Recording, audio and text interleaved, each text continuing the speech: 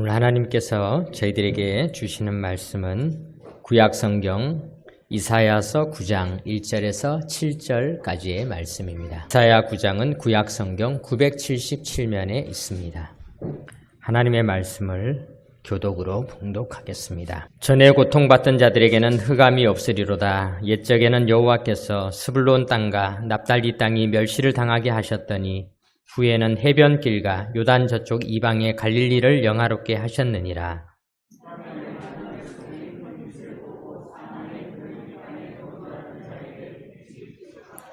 주께서 이 나라를 창성하게 하시며 그 즐거움을 더하게 하셨으므로 추수하는 즐거움과 탈취물을 나눌 때의 즐거움같이 그들이 주 앞에서 즐거워하오니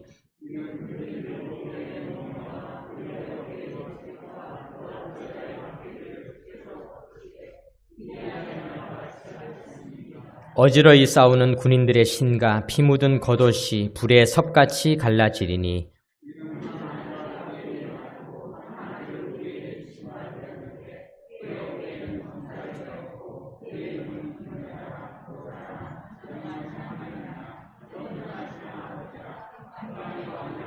다같이 그 정사와 평강의 더함이 무궁하며 또 다윗의 왕자와 그의 나라에 군림하여 그 나라를 굳게 세우고 지금 이후로 영원히 정의와 공의로 그것을 보존하실 것이라. 만군의 여호와의 열심히 이를 이루시리라. 아멘. 성탄절 아침 우리 옆에 있는 분들에게 인사 나누겠습니다. 메리 크리스마스 인사하겠습니다. 메리 크리스마스. 메리 크리스마스. 네, 반갑습니다. 네.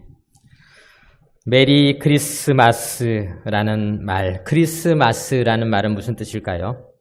어제 크리스마스 이브, 사람들이 크리스마스 이브를 잘 보내려고 노력을 하고 또 크리스마스를 잘 보내려고 노력하는데 크리스마스를 잘 보낸다는 것은 과연 어떤 의미일까요?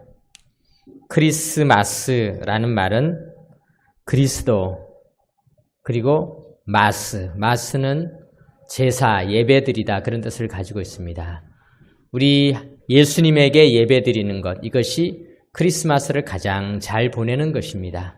오늘 우리들이 이곳에서 예배를 드리게 된다는 것은 그동안의 모든 크리스마스보다도 가장 잘 보내는 날, 또 가장 하나님이 기뻐 받으시는 날을 보내는 것이라고 할 수가 있습니다.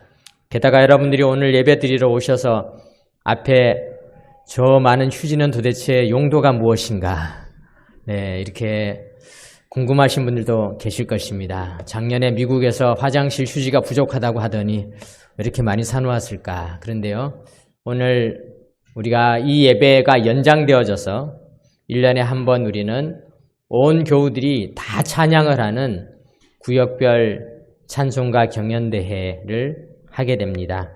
그래서 첫 크리스마스 때 마국간에 계셨지만은 그곳에 목자와 동방박사들이 경배와 찬양을 드렸습니다. 오늘 우리들도 첫 크리스마스 때와 같은 그런 아름다운 찬양을 하나님에게 올려드리면서 우리 주님에게 참된 기쁨이 되는 크리스마스, 예수님을 찬양하고 예배하는 복된 시간이 되시기를 바랍니다. 월간 중앙이 선정한 2022년 10대 사건을 제가 찾아보았습니다. 오늘은 성탄절이면서 또 동시에 2022년의 마지막 주일입니다. 제가 이 10대 사건을 보면서 좀 의외인 것들이 있었습니다. 예를 들어서 월드컵 같은 경우가 들어갈 줄 알았는데 안 들어갔더라고요. 그 10대 사건은 이렇게 되어져 있습니다. 첫 번째가 대통령 선거. 윤석열 대통령께서 당선되셨죠.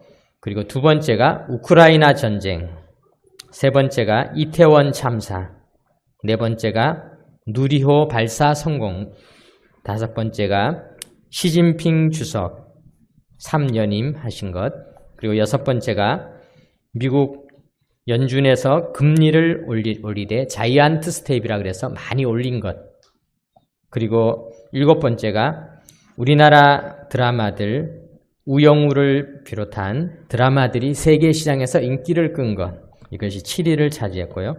8위에는 아베 피살 사건, 그리고 9위에는 중대재해처벌법이 실제로 시행된 것, 그리고 10번째는 데이터 센터 화재로 카카오톡이 먹통된 것, 이렇게 10개를 선정을 했습니다. 제가 이것을 보면서 와, 올해 안에 이렇게 많은 사건이 있었다니, 모두가 다 크고 놀라운 사건들이었습니다. 특히 올해 전 인류에게 가장 큰 고통을 주었던 사건이라고 한다면 우크라이나 전쟁을 들 수가 있습니다. 전쟁은 유럽의 끝자락에서 벌어졌지만은 전 세계가 고통을 당했습니다. 오늘 본문에도 보면요, 1절에 고통받는 자들의 이야기로 시작을 하고 있습니다. 본문 1절에 이렇게 기록하고 있습니다. 전에 고통받던 자들에게는 흑암이 없으리로다. 옛적에는 여호와께서 스불론 땅과 납달리 땅이 멸시를 당하게 하셨더니 후에는 해변길과 요단 저쪽 이방의 갈릴리를 영화롭게 하셨느니라 기록하고 있습니다.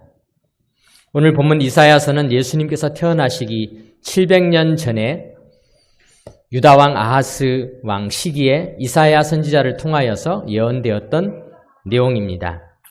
이사야가 예언할 당시 세계는 아수르라고 하는 거대 제국이 주변의 나라들을 하나하나 정복하고 그 힘을 키워가고 있었습니다.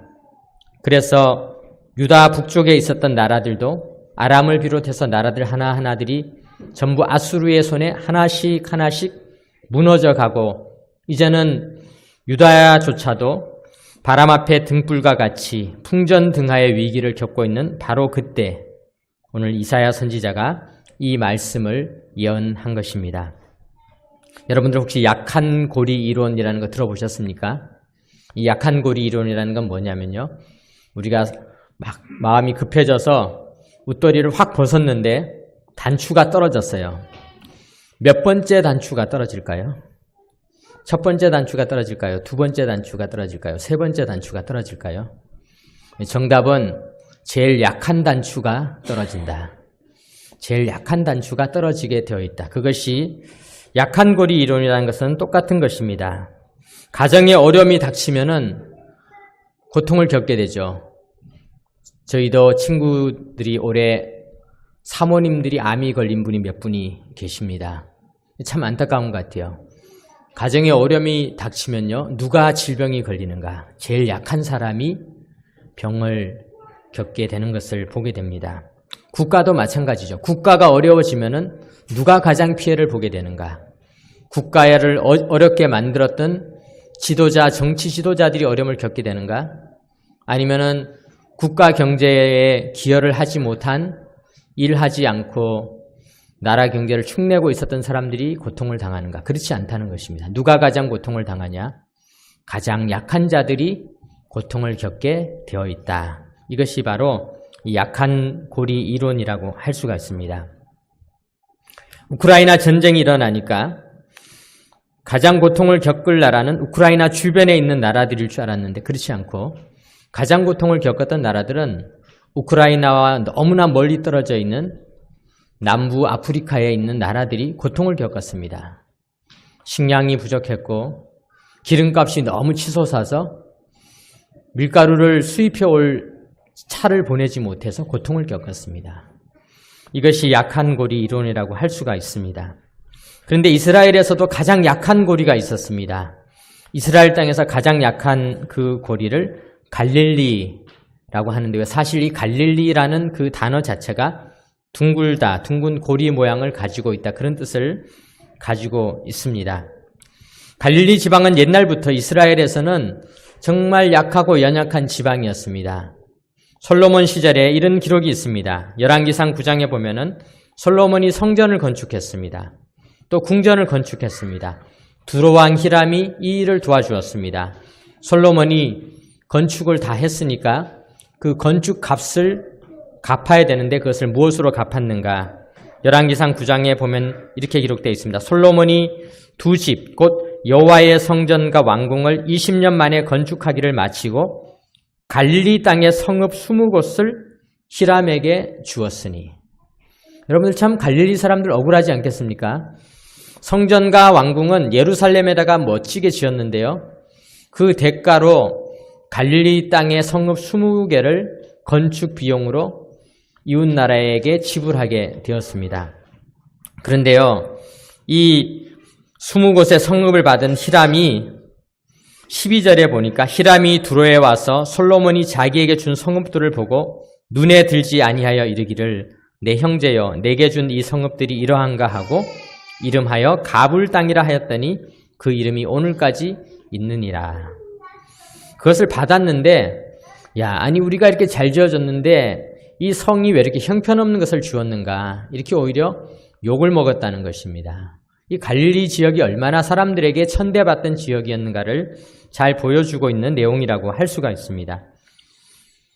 이사야 당시에도 열왕기하에 보면은 아수르의 왕 디글랏 빌레셋이 와서 갈릴리와 납달리 온 땅을 점령하고 그 백성을 사로잡아 아수르로 옮겼더라, 이렇게 기록하고 있습니다. 이 갈릴리 땅은 동네북과 같았습니다.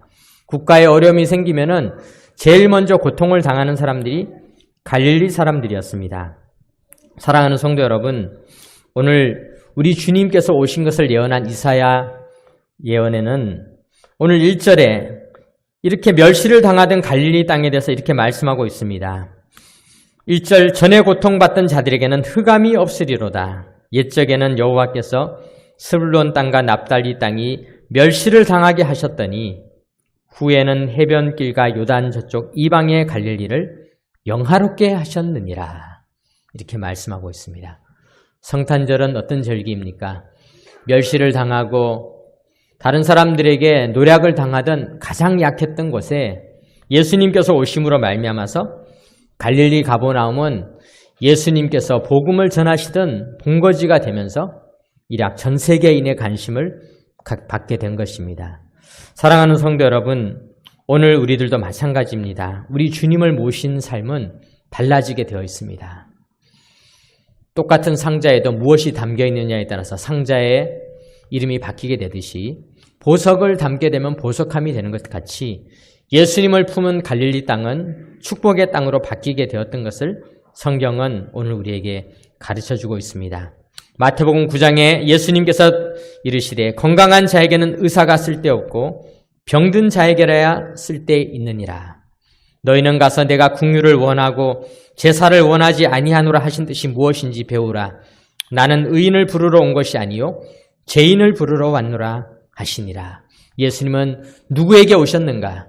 예수님은 가난한 자, 병든 자, 고통받는 자, 의사가 꼭 필요한 자, 그리고 죄인을 부르러 오셨다 말씀하고 있는 것입니다.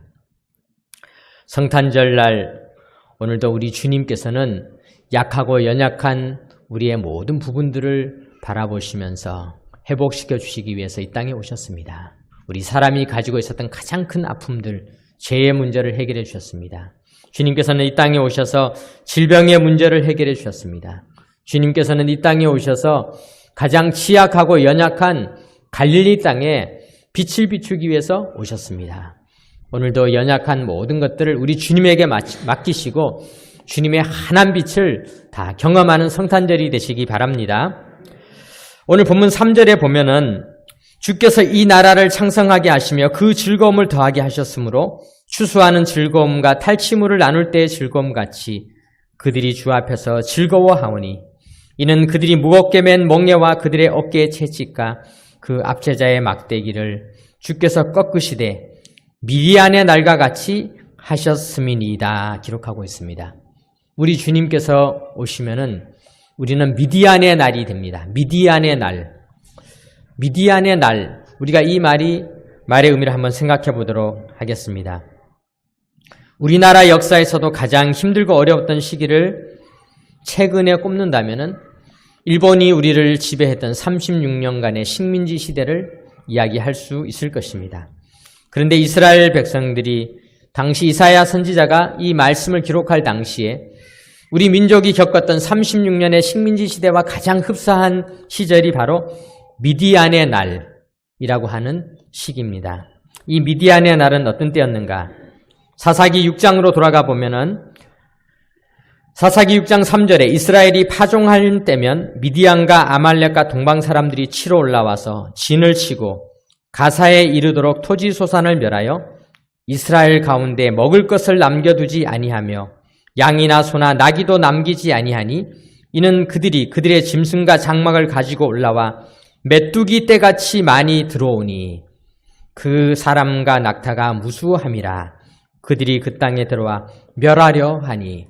이스라엘이 얼마나 큰 고통을 겪었는지 생생하게 보여주고 있습니다. 이스라엘 백성들이 농사를 짓기 위해서 씨를 뿌리고 나면요, 미디안 사람들은 메뚜기 떼가 덮듯이 엄청난 군사들을 이끌고 와서 이스라엘 땅에 먹을 수 있는 양식이란 양식은 다 빼앗아 가버리는 것입니다.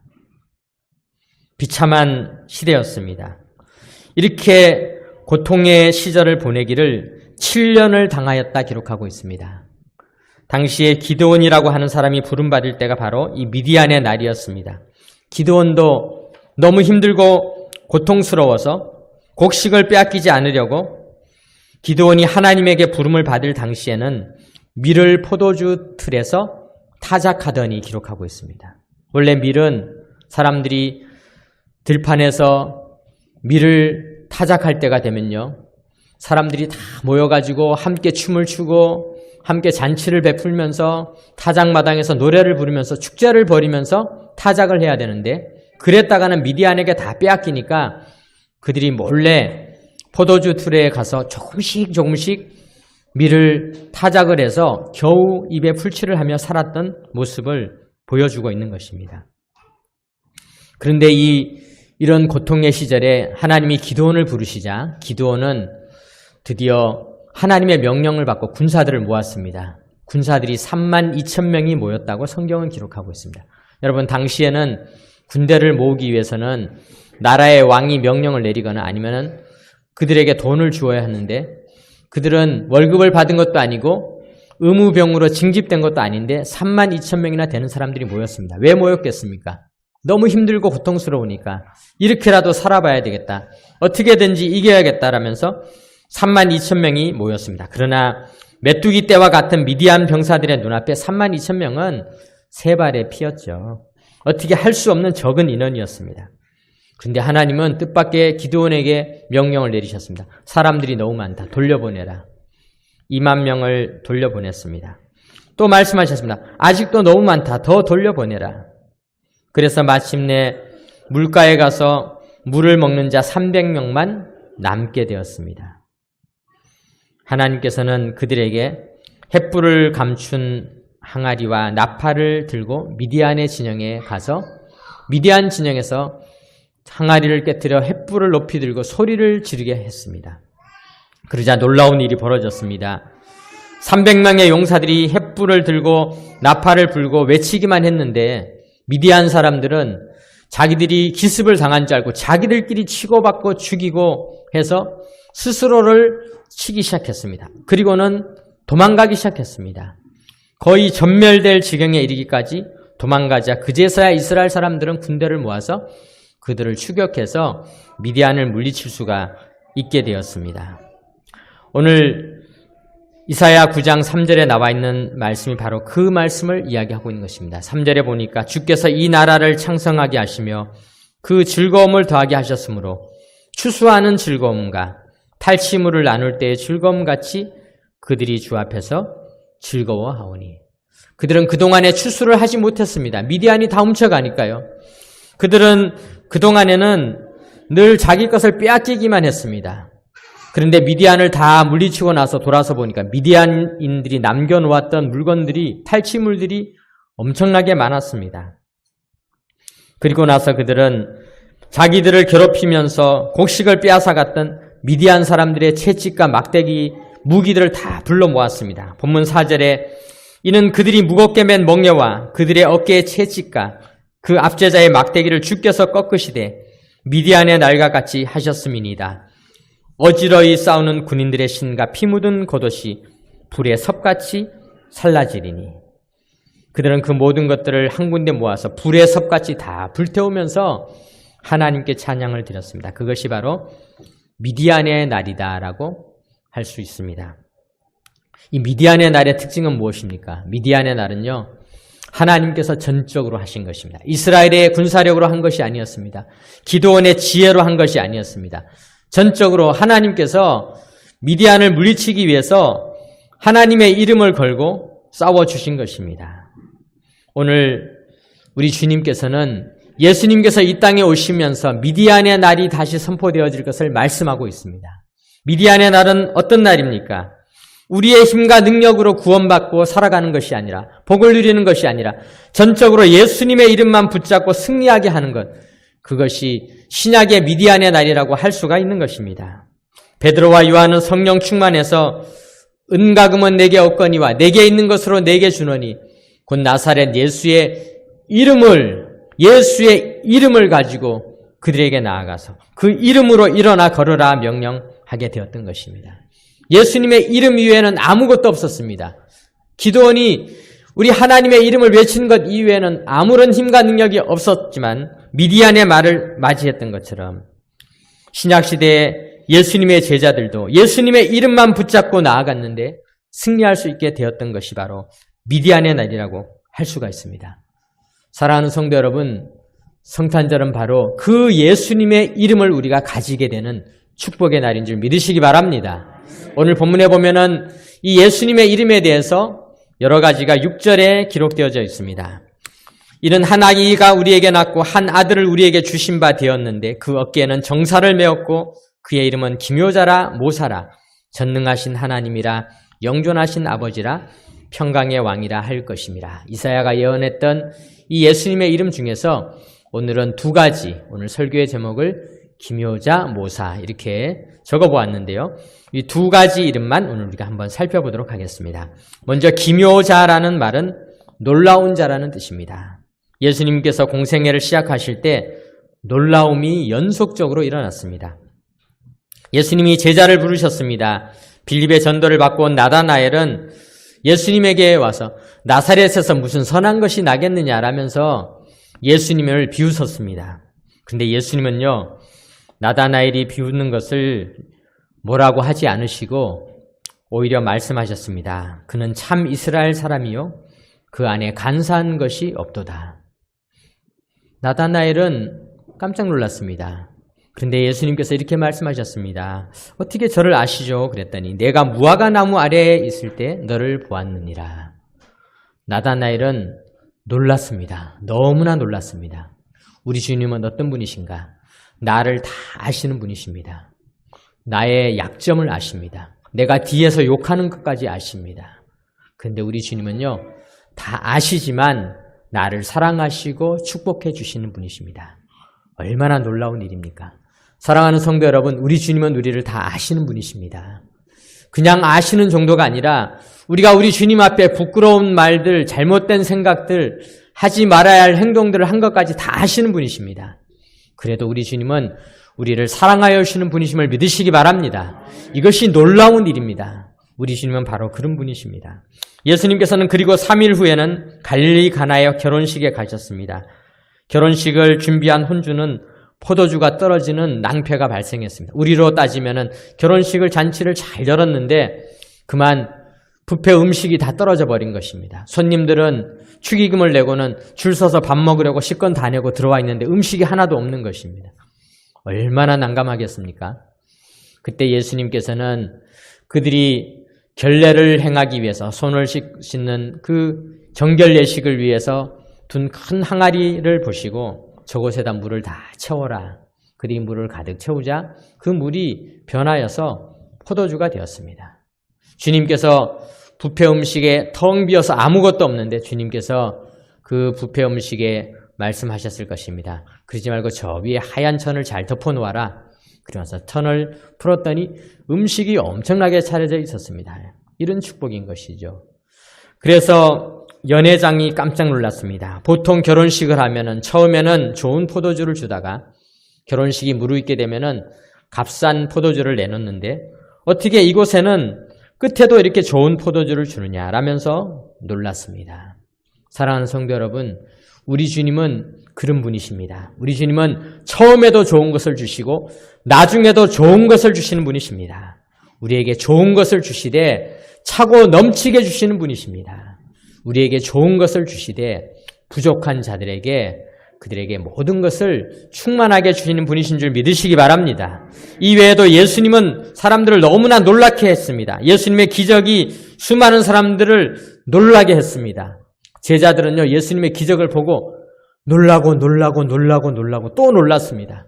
그러다 어느 날 배를 타고 가는데 풍랑이 일자 예수님께서는 일어나셔서 풍랑을 꾸짖으셨습니다. 그렇게 기적을 많이 본 제자들이 또 놀랐습니다. 도대체 누구시길래 바람과 물결조차 잠잠하게 하시는가? 사랑하는 성도 여러분, 우리 주님의 제자가 되어서 날마다 놀라시기 바랍니다. 주님은 우리를 날마다 놀라게 하시는 분이십니다. 주님은 제자들에게 가르치셨을 때도 사람들은 다 놀랐습니다. 주님은 질문을 받을 때 대답하실 때 사람들은 다 놀랐습니다. 바리새인과 사두개인들은 예수님을 외나무 다리로 몰아넣는 질문을 했습니다.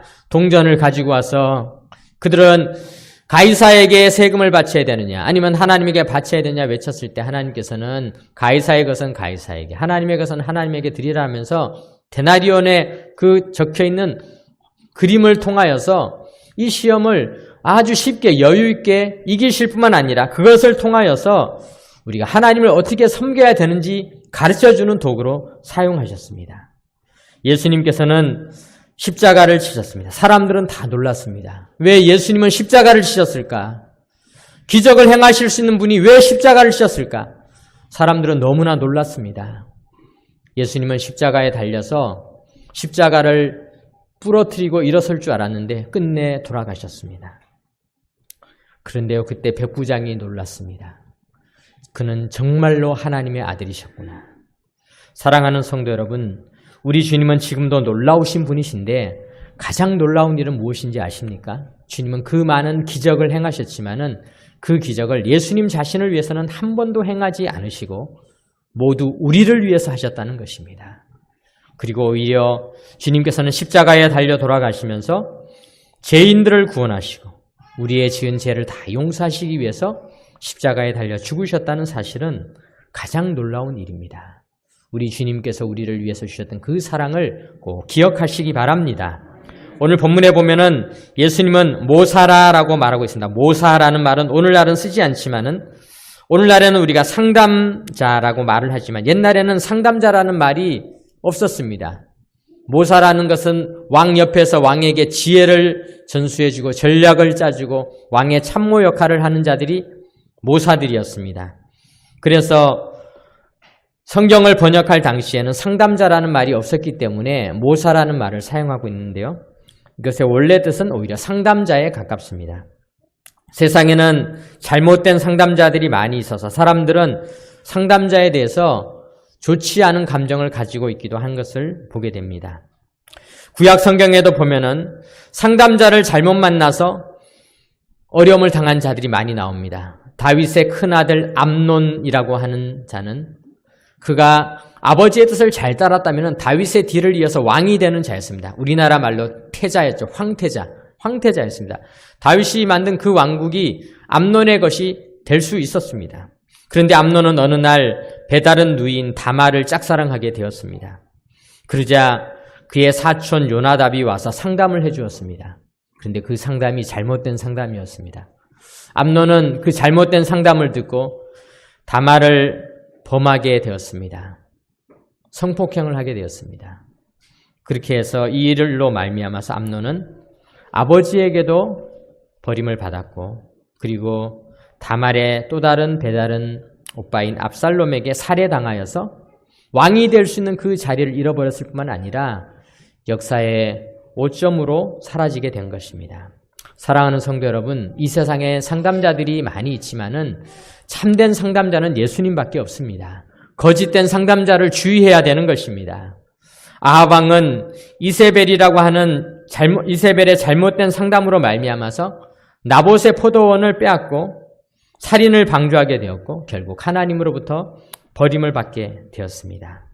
오늘날에는 많은 거짓 상담 속에서 고통을 당하는 자들이 더 고통을 받고 있는 시대를 우리가 살아가고 있습니다. 그러나 예수님은 참된 상담자이십니다. 히브리서 4장 15절에 보니까 우리에게 있는 대제사장은 우리의 연약함을 동정하지 못하실 이가 아니요 모든 일에 우리와 똑같이 시험을 받으시니로되 죄는 없으시니라 말씀하고 있습니다. 그래서 우리는 예수님에게로 나아갈 수가 있는 것입니다. 예수님은 우리와 똑같이 동정하시는 분이십니다. 상담자들은 이 동정하다 그 마음을 이해하는 것을 굉장히 소중히 여기는데요. 이 상담학의 제일 기초 중에 하나가 뭐냐면은 라포라는 좀 어려운 말인데 이 말은 번역을 하지를 못하고 있습니다. 왜냐하면 너무나 그 말의 뜻이 좀 복잡하기 때문에 이 라포라는 말은 상담을 하는 사람과 상담을 받는 사람의 신뢰관계가 형성되어지고 상호 이해하고 공감을 형성하게 되는 아주 중요한 관계를 라포라고 하는 것입니다. 이 라포라는 말은 프랑스 말로 다리를 놓다 그런 뜻을 가지고 있습니다. 그런데 예수님은 진짜 라포를 하셨습니다. 이 땅에 많은 사람들은 라포를 하려고 상담자의 그 마음을 이해하기 위해서 애를 쓰지만은 그러나 다른 이들의 마음을 진정으로 이해하는 일은 쉬운 일이 아닙니다. 근데 예수님께서는 우리의 마음을 이해하시는 분이십니다. 요한복음 15장에 보니까 사람이 친구를 위하여 자기 목숨을 버리면 이보다 더 큰 사랑이 없나니 너희는 내가 명하는 대로 행하면 곧 나의 친구라. 얼마나 충격적인 말씀인지 모릅니다. 예수님은 우리를 친구 삼아주실 뿐만 아니라 우리를 위해서 목숨을 버리는 친구가 되어주시겠다. 이것이 진짜 라포입니다. 진짜 라포. 진정한 다리 놓음이 되셨습니다. 얼마 전에 전라남도 신안에 천사대교라고 하는 다리가 개통이 되었습니다. 천사대교가 개통이 되면서 전라남도 신안에 있는 암태도를 비롯한 여러 섬들이 마침내 육지와 연결되는 역사적인 사건을 겪게 되자 강재윤이라고 하는 시인은 1만 2천년의 역사 빙하기 이후에 마침내 연결되었네 이렇게 시로 노래하기도 했습니다. 사람들은 이렇게 연결된 것을 축하하는데요. 이 땅에는 수많은 섬과 같은 마음들이 지금 이 땅 이곳저곳에 놓여 있습니다. 성탄절을 맞이하는 이때에도 연결되지 않는 마음을 가지고 섬처럼 이곳저곳에 있는 수많은 마음들, 우리 주님은 연결하려 주고 또 연결하시기 위해서 이 땅에 오신 것입니다. 사랑하는 성도 여러분, 우리의 마음에 주님께서 놓아주신 이 다리와 다 연결되시기 바랍니다. 주님은 연결해 주시는 분이실 뿐만 아니라 주님이 친히 다리가 되어주셨습니다. 다리 자체가 되어주셨습니다. 성탄절은 바로 주님께서 우리와 연결되어 주신 날이라고 할 수가 있습니다. 예수님을 상담자로 만났던 사마리아 여인은 그 상담의 결론이 마침내 구원을 받는 데까지 이르르지 않았습니까? 예수님 옆에 있었던 강도도 예수님과 대화를 통하여서 구원에 이르지 않았습니까? 예수님과 연결되는 이 라포, 진정한 상담은 우리의 영원한 생명을 얻게 하는 데까지 이르게 하는 축복의 상담이 되는 줄 믿으시기 바랍니다. 사랑하는 성도 여러분, 오늘도 사망의 그늘진 땅에 약한 고리와 같이 살아가고 있는 많은 이들에게, 섬과 같이 외롭게 살아가는 이들에게, 국경선에 서서 이곳저곳에 침입을 받고 살아가는 안타까운 이들에게 우리 주님은 오셨습니다. 우리 주님은 그들에게 기쁨을 주기 위해서 오셨습니다. 오늘도 우리의 진정한 다리가 되어주시고 우리가 영원히 건너가지 못할 뻔했던 천국으로 가는 다리가 되어주셔서 하늘나라에 가게 해주신 우리 주님이 이 땅에 오심을 축하하시기 바랍니다. 기뻐하시기 바랍니다. 메리 크리스마스. 이것이 참된 크리스마스를 맞이하는 우리의 자세입니다. 기도드리겠습니다. 하나님 아버지 감사드립니다. 2022년 수많은 사건들 속에서도 우리를 지켜주신 하나님 아버지, 우리에게 참된 다리가 되어주셔서 천국으로 가는 길을 열어주신 우리 주님이 오심을 우리 모두가 기뻐하게 하여 주시고, 지금도 섬과 같이 외롭게 약한 고리처럼 끊어지기 쉬운 연약한 이들에게 주의 복음을 전하는 우리가 되게 하여 주옵소서. 우리 주 예수 그리스도의 이름으로 기도드립니다. 아멘.